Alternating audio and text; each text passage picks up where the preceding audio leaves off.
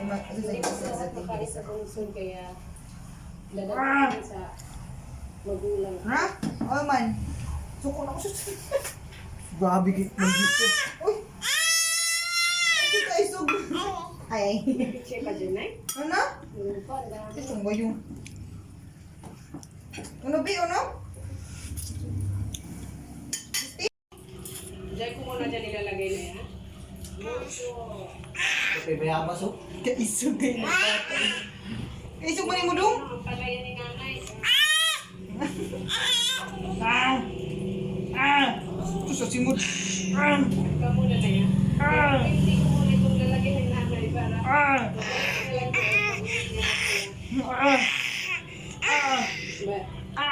kaya.